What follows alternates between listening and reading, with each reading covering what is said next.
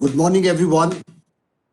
We welcome you all to the ICC Sustainability Conclave 2021, theme of which is Sustainability Makes Economic Sense. Much as we would have liked to wish as the first conclave to do it real, but given the challenge and the challenges that we are meeting, we still wanted to go ahead, and therefore we are having this virtual conclave. So I would first like to call upon Mr. Ravi Kapoor to please give the opening remarks.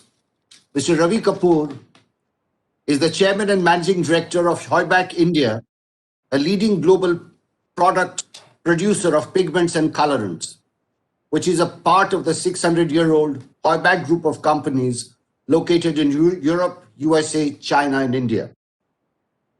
He's the past president of the Indian Chemical Council and current chairman of ICC Gujarat. The ICC is the premier body representing the chemical manufacturers in India.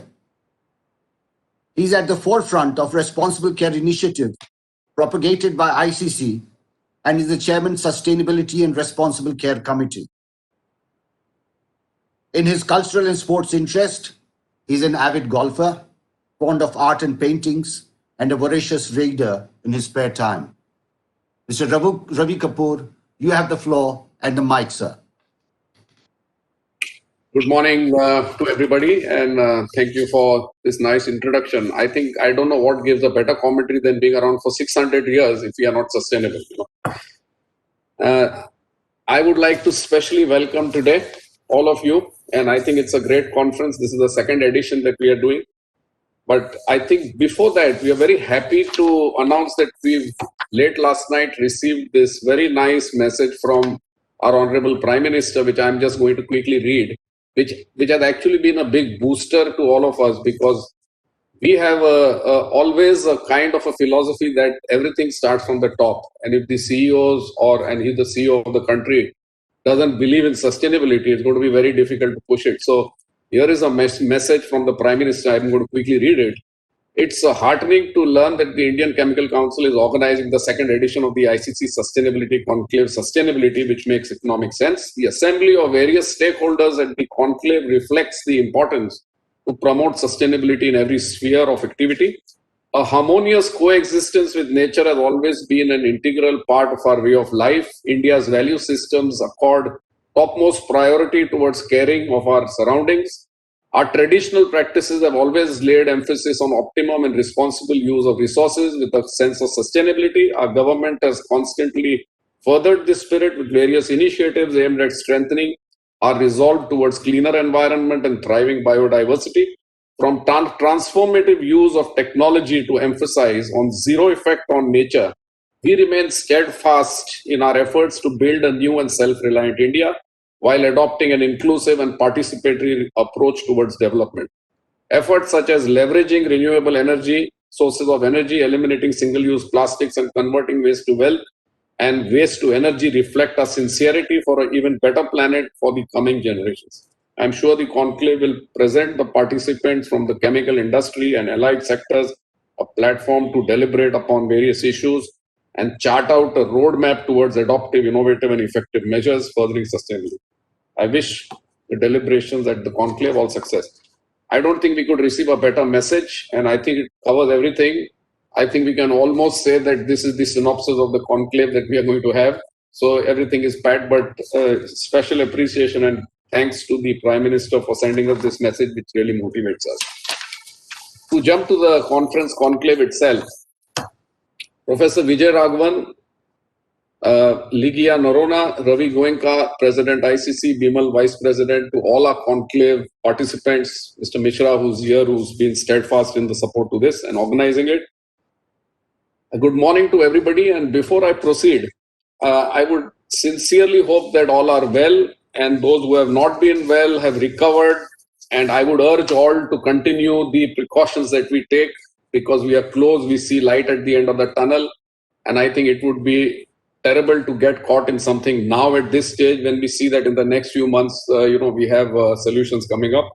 And of course, our chief guest today is going to hopefully talk a little bit and tell us, because though it's not completely a topic, but I think if you can't sustain lives, I don't know what sustainability is about. So I would urge him to tell us a little bit about this, and thankful for all his efforts.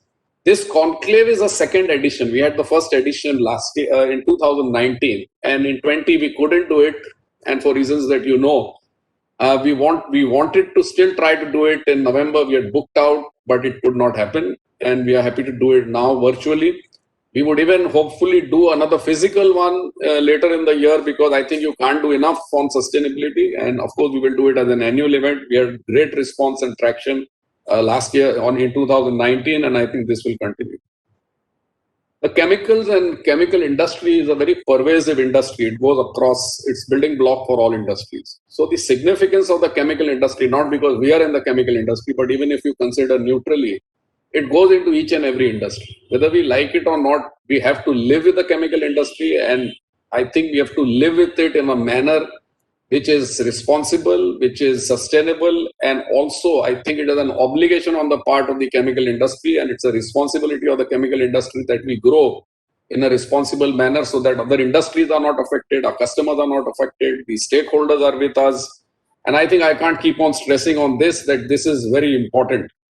It's also true that this industry handles hazardous chemicals. It's also true that we have processes which are tricky, dangerous. It's also true we transport hazardous chemicals, which have to be done in the same way. All this is true, and it doesn't take away the fact that we have to do this in a responsible manner. I mean, I'm going to use the word sustainability and responsible manner quite a few times in this brief talk that I will have, but we can't stress it enough. Implications of sustainability, and if you look at the challenges that we have to ensure a least footprint on our environment. That industry needs to grow and flourish is a given, because our share in the global chemical industry is very low. And it has to grow, because if the rest of the industry and India's GDP has to grow, then this has to grow. I mean, that's a given. And this has to be done also in an economically viable manner. I think this is what the theme of this conference today is, that we have a challenge, it's clear, and the theme of this conclave is that sustainability makes economic sense. Because one thing that we have seen, that Indian businessmen always like to make it economical a little bit more than the other businessmen of the world. I think everybody does it, but I would still say that sustainability with economic sense is really what we are trying to push today's conclave. Implications are short-term, medium-term, and long-term, but look at the typical challenges that this industry faces. We have a bad boy image with all stakeholders, which impedes normal activity of the industry. We have an opportunity of great growth, challenged with regulatory violations or so-called violations sometimes. Increased competitive positions that we need versus threats like China, and the scope is amazing, so it has to be cashed out on. We have low productivity due to SHE issues. We have working environmental closures. We have all these kind of issues which make productivity losses. We need for process of innovation and optimization, I think, and the lack of technology and good science is missing, and this is also very important and key. We have waste management related stoppages. We are all familiar with that. That's like a Damocles sword hanging on everybody, and we are all the time concerned about that. And overall, if I have to summarize this is the recognition from the stakeholders that we are a responsible and sustainable industry, which we have some way to go, because that will really make a big difference in how the society looks at us. There are many challenges this industry faces, but above all, I think sustainability and sustainable practices, I think, are the key solution to most of these problems that we have. Now, to play a little devil's advocate, we've never minced in ICC words, and I would have the following questions for everybody. And I'm not going to say that we don't do it, but these questions may be a little tough, but I think they have to be asked and they have to be answered. How many of us as CEOs or stakeholders or even influencers consider sustainability and responsible care as a key area of growth and improvement of our company?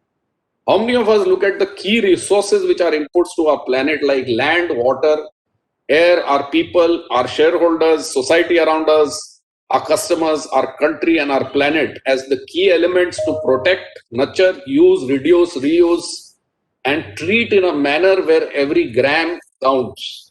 How many of us believe in investing in technology and R&D?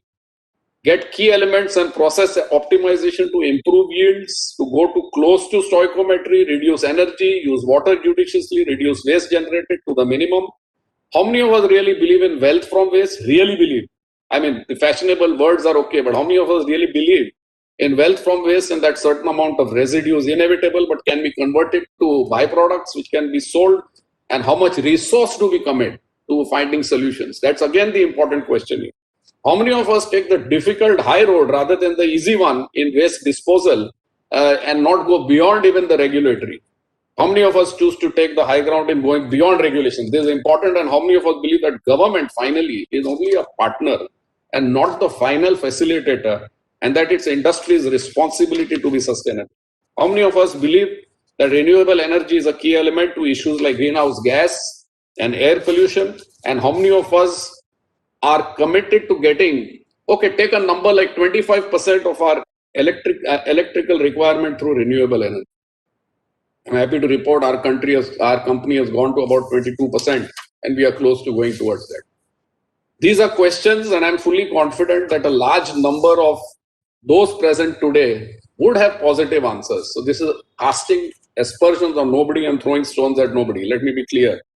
But I would say that I would like to instigate, get thought, ask questions to ourselves, and ask what we are doing. Are we doing enough? And this particular conclave will address, I think, the point that doing this is not only the right thing to do, it's the only thing to do, and it's something that I think would also make profit and keep us sustainable in the short, medium, and long term. Before I end, I would like to thank the organizers of this conclave. The team has done a great job. It's not been easy. Everyone is working from different places. And I would like to thank the president and the vice president, for their commitment to sustainability. And with that, Mr. Mishra, I leave it to you. Thank you. Thank you, Mr. Kapoor. You have been the driving force in organizing this conclave. And now I would request Mr. Ravi Goenka, President ICC and CMD Lakshmi Organic Industry, to share his vision for sustainability. Mr. Ravi Goenka is the President of the Indian Chemical Council and Chairman and Managing Director of Lakshmi Organic Industries Limited. He's a chemical engineer and founder of Lakshmi Organic Industries Limited. He has a rich experience spanning more than 30 years of establishing and operating chemical businesses. He is presently the Chairman and Managing Director of Lakshmi Organic Industries Limited, a company which he established and is one of the leading manufacturers of acetyls and specialty chemicals in India. Mr. Goenka, the floor and mic is yours. Thank you very much, Kumareshi, for the kind words. And good morning, everyone. Thank you, Ravi, for the excellent and well-articulated opening remarks and some hard questions. I must start with my deep appreciation for Ravi's enthusiasm and hard work, not only for this sustainability conclave, but also for his role as the chairman of the ICC Expert Committee on Sustainability. ICC is not only proud, but extremely fortunate to have you as one of our key members representing the association and the chemical industry and spearheading this conclave on sustainability. I would like to voice my appreciation and gratitude to all the dignitaries for their virtual presence and support to our inaugural session of the second annual conclave. We are indeed fortunate to have the wholehearted patronage of ICCA, of ACC, and UNEP for their unflinching support to this function. To hear Professor Vijay Raghavan, the Principal Scientific Advisor to the Government of India, is truly a privilege and pleasure, and we look forward to his address to all of us. We also owe the approval of the vaccine and the vaccination inoculation drive to him. Thank you very much, sir, for being here today with us. As Ravi read out the message by our Honorable Prime Minister. It is truly inspirational to get a letter from him laying out our traditional methods of sustainability and how we can get back to being a sustainable economy as India achieves its $5 trillion economy. We are also extremely happy to have the support of our Department of Chemicals and Fertilizers, led by Shri Sadanandji Gowda, and the Secretariat with our Chemical Secretary, Shri Rajesh Kumarji Chaturvedi, and Shri Samir Biswas at every moment. It is a pleasure to see Ms. Lygia Narhona, Director, Economy Division of the UNEP, for your support and being here with us today. So just a little bit of a brief on ICC. ICC is one of the oldest associations for chemical manufacturers, set up in India in early 1950s. We have more than 450 chemical manufacturers as its members, and we are represented pan-India. We represent more than 70% of the chemical manufacturing activities in our country. Our stature and our responsibility as an influencer and enabler is absolutely unparalleled. If our country has to grow as per our Honorable Prime Minister's vision of $5 trillion, our chemical industry will have to grow from $150 billion to a $300 billion industry, and it will involve a capital investment of $100 to $150 billion in the next 5 years. This is a huge opportunity for all of us.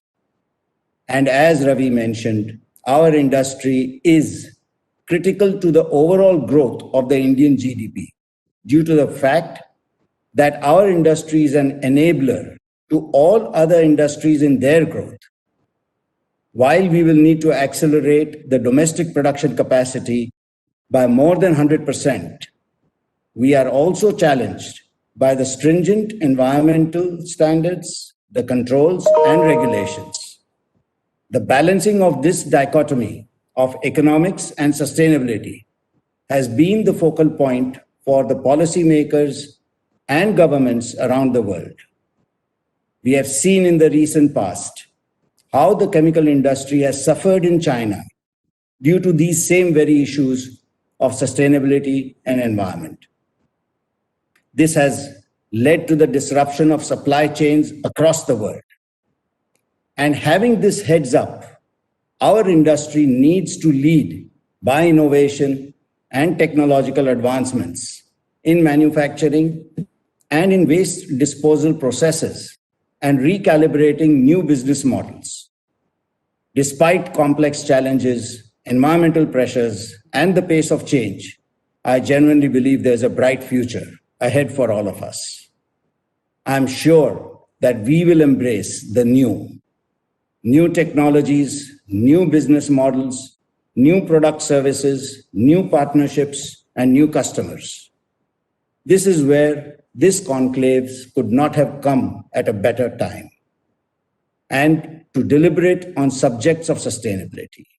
During the course of this conclave, we have engaging sessions devised around various aspects of sustainability from an Indian and global perspective. We have notable speakers, CEOs, government representatives from very, very diverse backgrounds taking part in various panel discussions. We also have presentations from technological providers to showcase their innovative technologies and best practices. At ICC, our vision is to motivate, push, cajole, emancipate, educate, and be that bridge for all our members and the chemical industry in general in India to embrace the philosophy of growth built on principles of sustainable and responsible practices. We in the industry will have to have a balance sheet for wealth creation versus waste re-engineering and reuse. We will have to draw a balance between economy and ecology. And lastly, sustainability is not about the survival of Earth. No matter what we do to the Earth and how much we subject it to wrong practices, the Earth will survive and thrive as it has for several million years and through at least 5 ice ages as we know it. Sustainability is about the survival of our own species, the Homo sapiens living on planet Earth. Let's ensure that this species does not become history in the annals of time.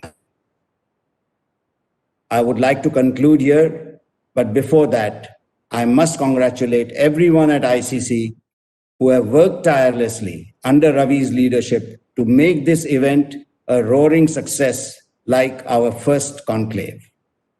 I would like to convey my appreciation to the support extended by the Ministry of Chemicals, Fertilizers, UNEP, ICCA, ACC, and ERM in supporting us in this event. Personally, I'm extremely excited to hear different viewpoints and perspectives and to know about new innovations and technologies. Thank you, everyone.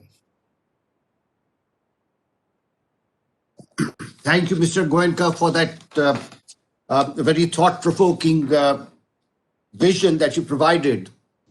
And what is great about you is that not only you carry it amongst the chemical industry, but also amongst the school children, being on the board of the École Mondiale World School, and also amongst the civil society through being a founder member of the Rotary Club of Mumbai Pier.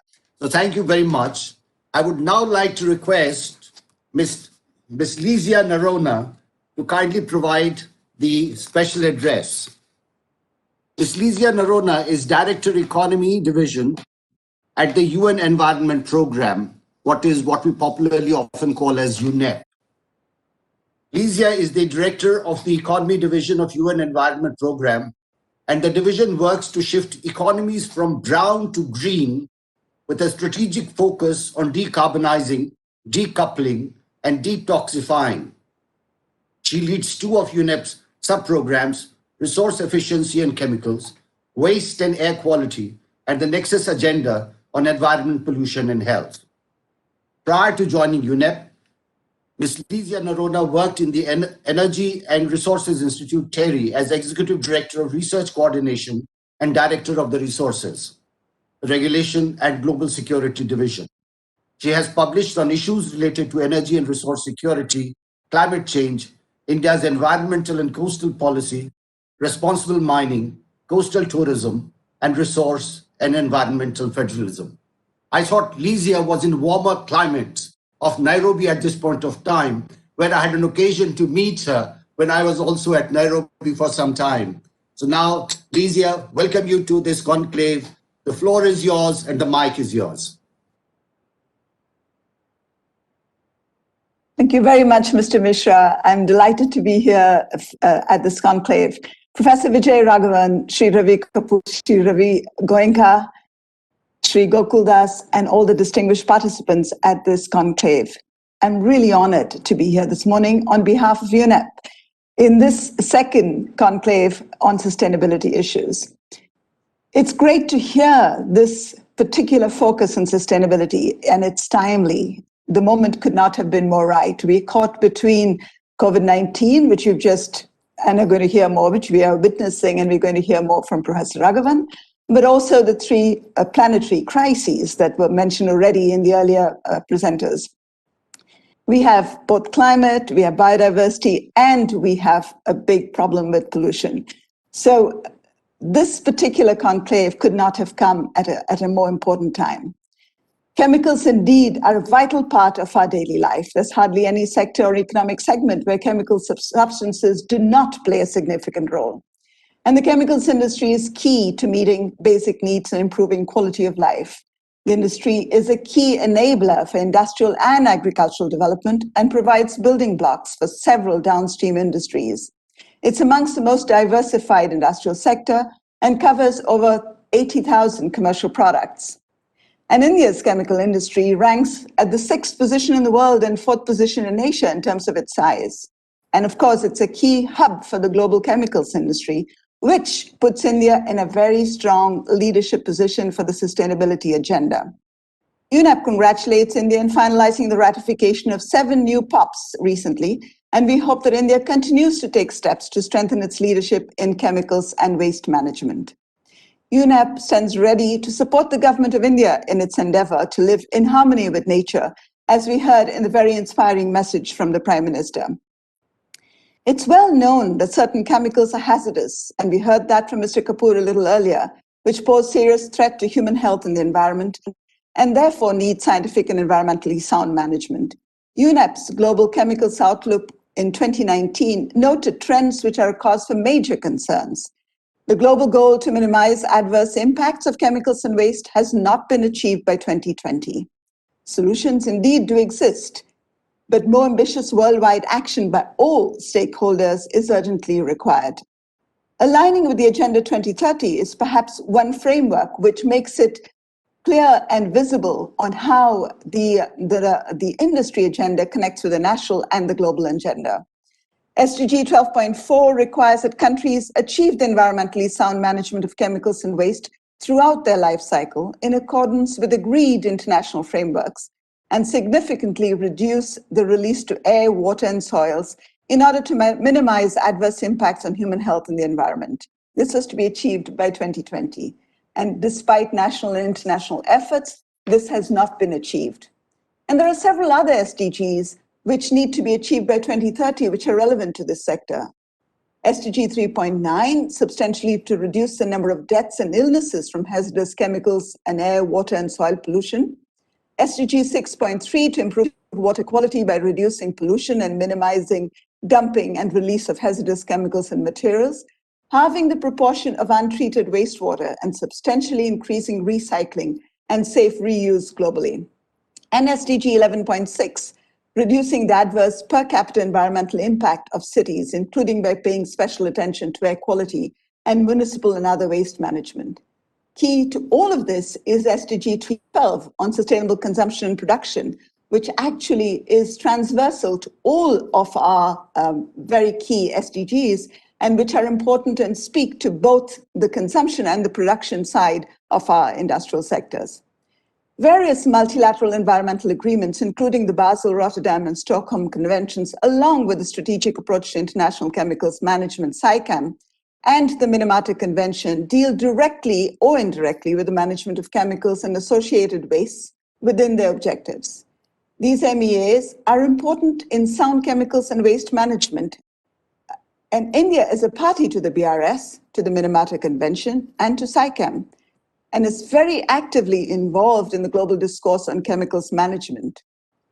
The Global Chemicals Outlook identified that while international treaties and voluntary instruments have reduced the risks of some chemicals and waste, progress has indeed been uneven, and implementation gaps remain.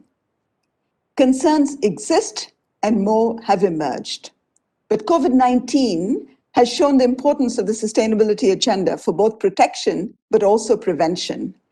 This very consequential year that has just ended calls on us to reflect on the importance of the environment, economic, and social together in order to support human well-being. And as it was said earlier, the environment doesn't need us, we need the environment. Our well-being needs the environment. So, ladies and gentlemen, business as usual is not an option, and sustainability indeed makes economic sense. So a key issue here is the gaps in knowledge with respect to monitoring process and progress, priority setting, capacity, understanding, life cycle approaches. This can be achieved, for example, by taking steps to harmonize research protocols, understanding health and environmental nexus issues, as well as impact information in order to determine priorities, and to strengthen the science policy action interface through enhanced collaboration of scientists and decision makers and citizens. Institutional strengthening to ensure that stakeholders work in close coordination is critical. UNEP works under the special program with the CSIR-supported NERI. The main objective of the project is to strengthen the institutional capacity for the sustainable management of chemicals and waste, with a special focus on the persistent organic pollutants, taking into account national needs and emerging issues.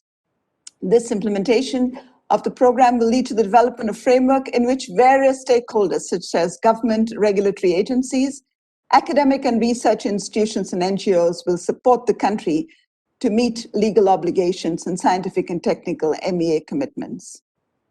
The environmentally sound management of chemicals can be achieved through indeed effective implementation of MEAs. And 2021 marks an important year for these MEAs, considering the BRS COP and the ICCM 5 scheduled to be held in July 2021, and the Minamata COP in the last quarter of the year, and the various intersessional meetings scheduled to discuss the sound management of chemicals and waste. This is a key year for the chemicals industry from a sustainability perspective.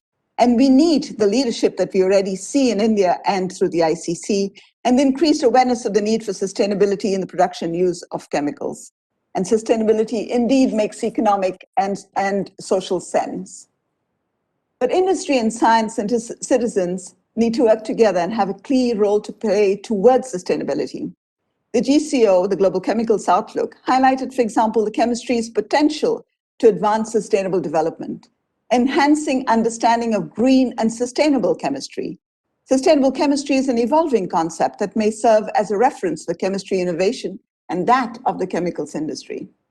Industry plays an important role in sustainable chemicals and waste through the development of sustainable alternatives, judicious and efficient use, extended producer responsibility, and creating awareness of where the hazards lie. Indian chemical industries are moving towards the sustainable chemical production management, and one very clear example, of course, is the promotion of responsible care by the ICC. It's heartening to see that over 50 enlightened industry groups hold the responsible care logo in the country, while a total of more than 140 industries are signatories to the program. SciChem is currently deliberating on the integrated approach to financing of chemicals waste, and in particular, the industry involvement component of the integrated approach. An important agenda in the chemicals industry is the management of plastics. India took a clear leadership role at UNEA in making a commitment towards single-use plastic and taking it to both national and state levels. The support of the industry is critical for the success of these national and global objectives. A circular economy approach perhaps is the need of the hour, which reduces the demand for virgin material. Industry needs to lead more in approaches and business models for circularity. Let me conclude by thanking you very much for inviting me here today and for UNEP's engagement in this conclave. Let me also congratulate ICC on their vision and wishing you the very best as it leads the industry towards a more sustainable agenda. Thank you very much. Thank you, Ms. Narona, for sharing this deep commitment of UNEP towards chemicals management. And we value the partnership that ICC and India has with UNEP in terms towards that commitment. You would recall that year before last, the World Environment Day was also celebrated out of India. And our Honorable Prime Minister led that celebration of the World Environment Day. And as you recalled, that even in this year's message, he's very much highlighted the key commitment of India towards environmental sustainability. So thank you very much for being with us. Thank you, UNEP. Now I would request Professor K. Vijay Raghavan, Principal Scientific Advisor to Government of India, to kindly share his chief guest address with us. Professor Vijay Raghavan has been in the forefront of leading the scientific charge of India in almost all spheres. Professor Vijay Raghavan is the Principal Scientific Advisor to Government of India, succeeding Dr. R. Chidambaram on April 3, 2018, and the Chairperson of Prime Minister's Science, Technology and Innovation Advisory Council. Was Secretary Department of Biotechnology, Government of India from January 28, 2013 to February 2, 2018. The Principal Scientific Advisor works with all arms of the government, with our states, our citizens, national and international agencies.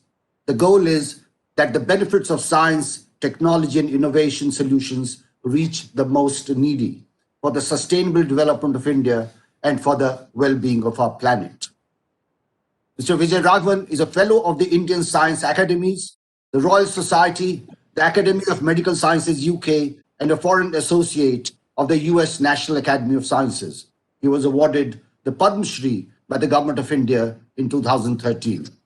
Sir, kindly, we look forward to benefit from your address. The mic and the floor is yours. Thank you very much, Mr. Gokuldas, Mr. Ravi Kapoor, Mr. Ravi Goenka, Mr. Jay Narona, and everyone here. It's a great pleasure and an honor to be here. I'm very happy to be here at the second edition of ICC's Sustainability Conclave and addressing this gathering of experts from the chemical industry from different parts of the world. The chemical industry, of course, today is critical for every aspect of our life, but it's played an enormous role in fighting the pandemic in every aspect, from anything which we need to make, from personal protective equipment, testing, tracking, ventilators, and so on. The chemical industry has been absolutely vital. Rather than go through the state of India's chemical industry and its growth, which is very impressive, and also point out about how important it is for it to be sustainable, which others have done so well already. So I will be repeating myself. Let me address two broad points briefly. The first is about the pandemic. How come we are here, and how will we get out of it? And the second is about the planet in general. Both have very important roles for the chemical industry. First, about the pandemic.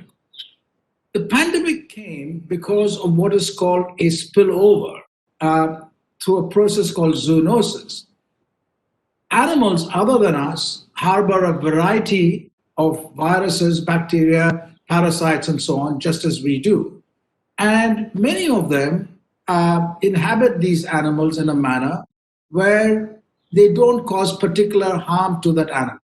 Coronaviruses, for example, can incubate in bats and multiply and change and find a safe home there, but they don't damage the bats. Why don't the bats get COVID? And the reason is the bat's immune system is tuned in such a manner that the disease cannot progress, but the virus has got a safe haven. Now, viruses keep changing no matter where they are, and it's like, a constant shuffling over tens of thousands of years, even, hundreds of thousands of years or millions of years.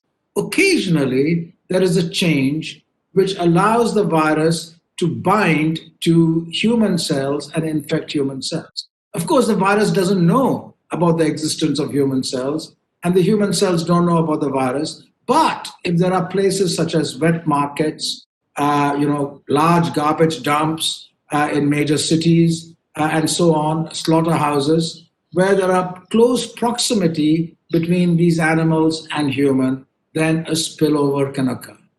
This spillover typically is a spillover from another animal to human and doesn't necessarily cause human-to-human transmission. The human falls ill and usually recovers. Sometimes the change is of such a kind that human-to-human transmission can take place. Now, the SARS-CoV-2 virus is one such case, but it's unusual in that it causes severe symptoms in a very small fraction of people, and it transmits asymptomatically in a very large number of people. So it has basically taken on a form of guerrilla warfare where it infiltrates without your knowledge and strikes in a small fraction of the people very badly. And it therefore spreads across the world because of air transport and other mechanisms before you could stop it. If the disease were entirely symptomatic, you would be able to stop it relatively easily. So this insidious transmission is a big challenge and has resulted in this pandemic. And a small fraction of people with severe symptoms or which causes mortality is a very large number of people all over the world.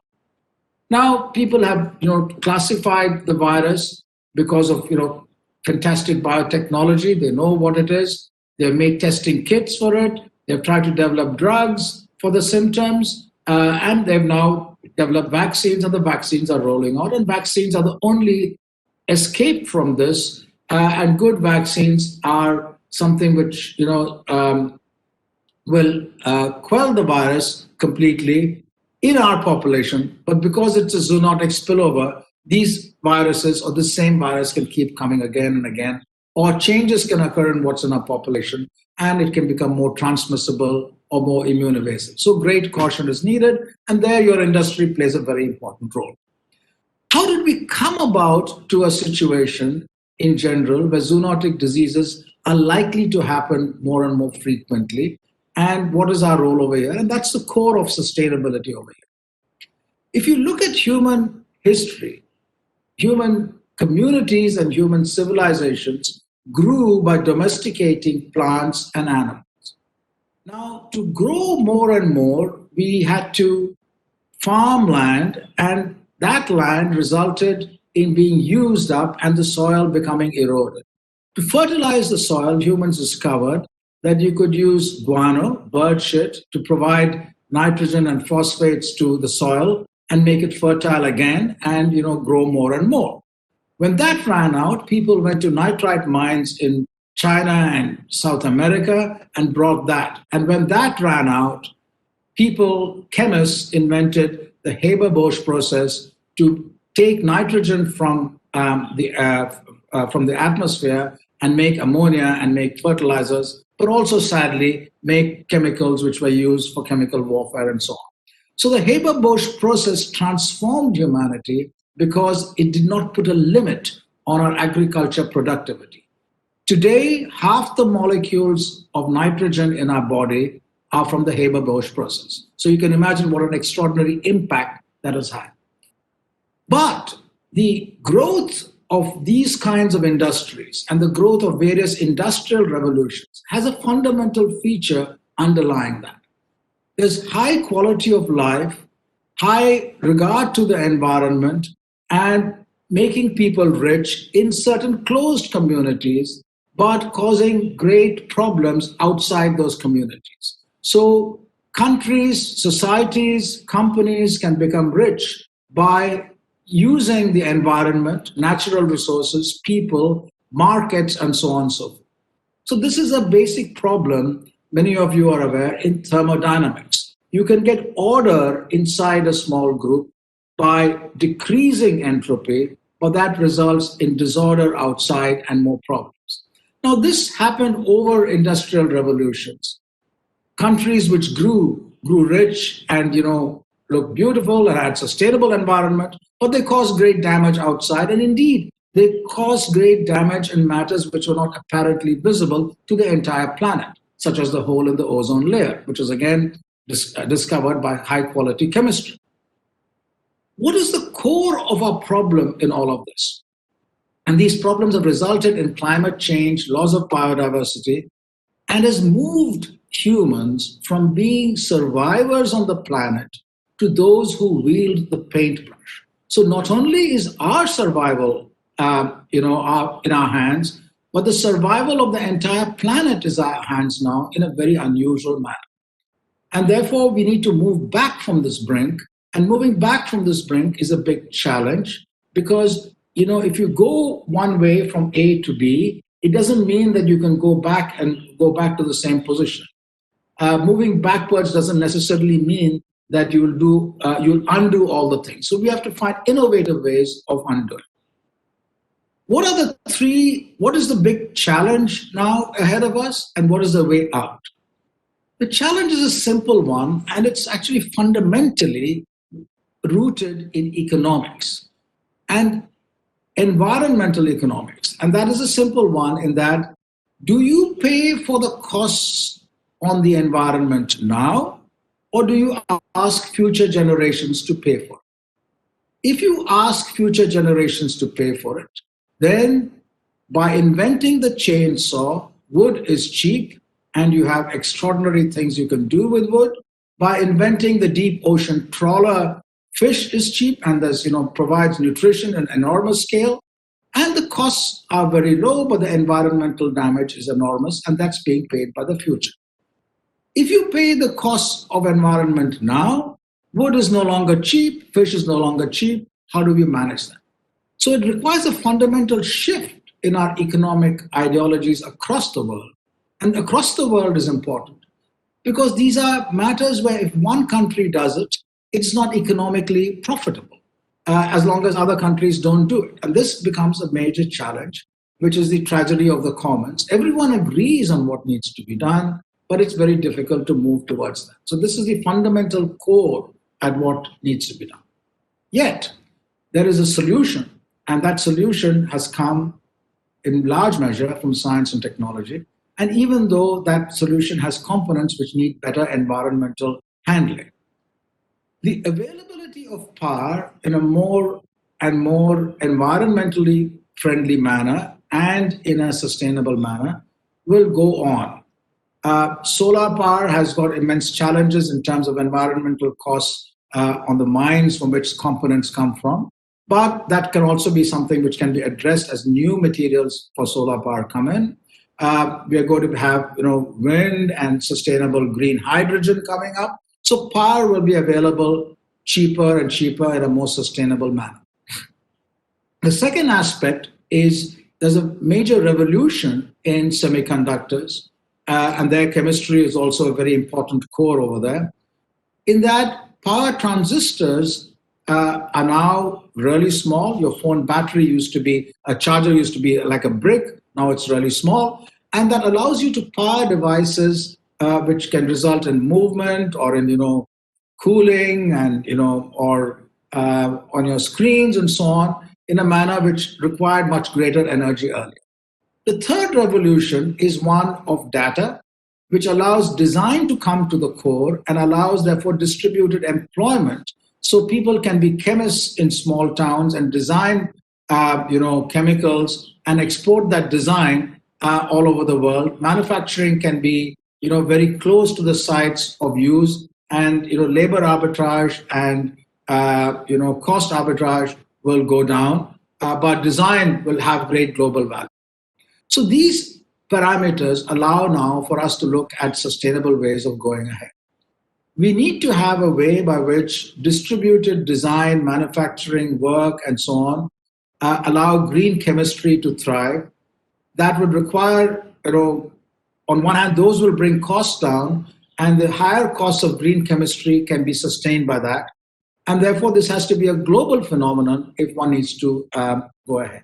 In terms of policy, I'd like to end by saying, therefore, countries should have a way by which we measure environmental costs to products which we import and not just look that they are less expensive, and try to make products locally which have minimal environmental footprints and therefore allow those markets to grow.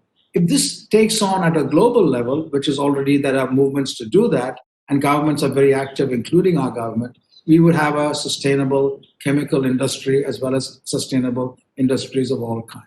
So thank you very, very much for this.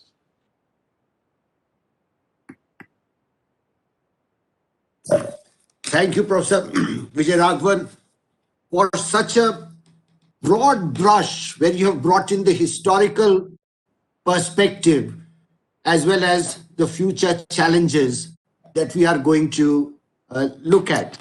And the challenges that you have placed before the chemical industry, I'm sure the chemical industry will rise up and will work under your leadership, guidance, Government of India, as well as the international agencies to not only move in the country, but outside as well. Now, we also want to take this occasion to, with your presence, to release the knowledge paper that we have provided at this. So the knowledge paper will be released. The front cover is on the screen now. You can all see it. But the knowledge paper is available on the resources section for downloading. It's been prepared by ERM, and we'll have a presentation on this in the next session. So thank you very much for this address of yours. I think the chemical industry is deeply, deeply indebted to you for the leadership and the guidance that you have been providing. I would Thank you very much. Thank you, sir. Mishraji, we could keep on listening. We should ask for an encore and a speech again. Mr. It was very, very impressive. Thank you. Thank you very much, sir. And now I would like to call upon Mr. Bimal Gokuldas to share his thoughts and concluding remarks and vote of thanks. Mr. Bimal Gokuldas is Managing Director and CEO of Dharamsi Morarji Chemical Company Limited and is also the Vice President of ICC. Mr. Gokuldas has worked with companies such as Western Sugar, Kosan Industries, and Borax Morarji, which is now amalgamated with Dharamsi Morarji Chemical Company. His extensive experience spans across functions such as turnaround strategy, business development, finance, and supply chain management. And now I'd like to request Mr. Gokuldas to kindly be on the stage and switch on his mic. Thank you. Thank you. Thank you very much, Raji. I think all of us and all the audience will agree that we've had a wonderful opening session. I think that sets the tone for a great couple of days to come. I think it's going to be very insightful. It's going to be eye-opening. It's also going to raise questions which we as an industry need to face up to and to answer. And I think I'd like to start by thanking the Prime Minister Sri Narendra Modi for his very supportive message that we received. I think he combined his favorite Atmanirbhar or self-reliant agenda along with the traditional practices that Indians normally have of reduce, reuse, recycle. And I think we need to apply that to our industry and to take it forward on a global level. Even as we grow, we do need to grow as a country, as an industry. But while we grow, we need to keep the environment forefront in our mind. And that's a great message from the leader of the nation. And we need to imbibe that and take that forward in all our activities. I'd also, we've had wonderful introductory messages, and listening to Professor Vijay Raghavan, it's great to see to hear something from outside the chemical industry, but with so much insight into what we can do. Thank you very much for the bringing in the concept of the pandemic, the planet itself, how it affects all of us, the role of the chemical industry. We've all, the chemical industry fortunately has not been economically affected by the pandemic, unlike a lot of the service industries. And we have played a role in providing inputs for the pharmaceutical industry, for the packaging, for the gloves, for sanitizers, in all these areas. So while we have not suffered as much as other sectors, I think we need to really give back to the environment to make sure that things like this don't happen again. And if they do, the inputs are in place to see that it's controlled fast. And also, one of the two, the mention about the nitrogen in the human body half of it coming from the Haber-Bosch process. That's a direct impact of chemical industry on our bodies. And while most of us don't realize it, I think more than 99% of the people on the planet must be using or must be impacted by the chemical industry. It's more wide-ranging than any other sector. So it's also up to us to ensure that we don't have an adverse impact. And thank you very much, Professor Vijay Raghavan, for your words. I'd also like to mention, the United Nations Environment Program, Ms. Ligia Narona, for opening our eyes to the different programs, the different agreements. And also for me personally, and I'm sure for a lot of our audience, the scale and the level to which the United Nations is working with governments on a macro level for the planet on different agenda items to reduce impact of the more dangerous chemicals. Thanks for bringing that, and we appreciate your support, not only as an industry, but as a country. And I think the entire world will thank the efforts of the UN, the UNEP, in bringing awareness, bringing solutions, bringing funding for these reduction programs. Thank you very much, and appreciate your time and your presence here.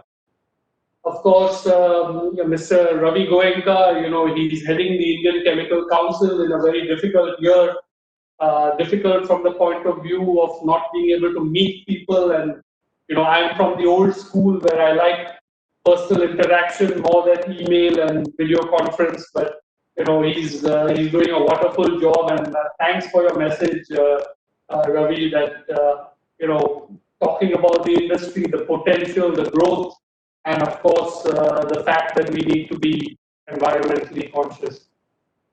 And Ravi Kapoor, all of you know him well. He's from the pigments industry, and I think if you check his blood, it will be green in color.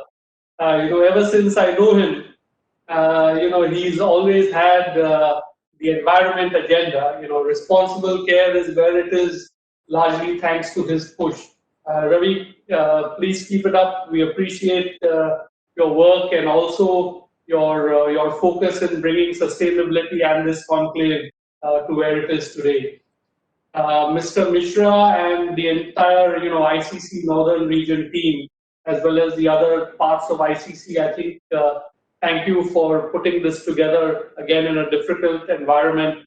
Mr. P.S. Singh, Kunal Jain, Dr. Rakesh, all of you have done a great job. And of course, I'd like to thank our knowledge partners, ERM, for their support. But at this time, let me not forget, the people who make such conclaves a success. It's all the participants, it's the speakers, it's the sponsors who put their checkbooks forward to make this all work. And thank you for being here. We are going to see very interesting discussions, presentations over the next couple of days on topics which are not competitive at all in nature. When you share some ideas which help the environment, it doesn't give you any competitive disadvantage. That's the beauty of it. So we are all here to share candidly. Thanks so much for all of you being here. I think with that, I'll end. I look forward to the next couple of days. And back to you, Kumareshi.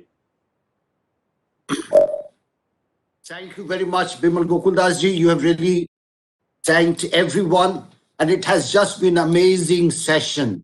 It's been from global to local to historical to perspective, future, and it has just been a fantastic session. Of course, we missed our two ministers because they were called upon in terms of their other activities, but they have really conveyed their best wishes.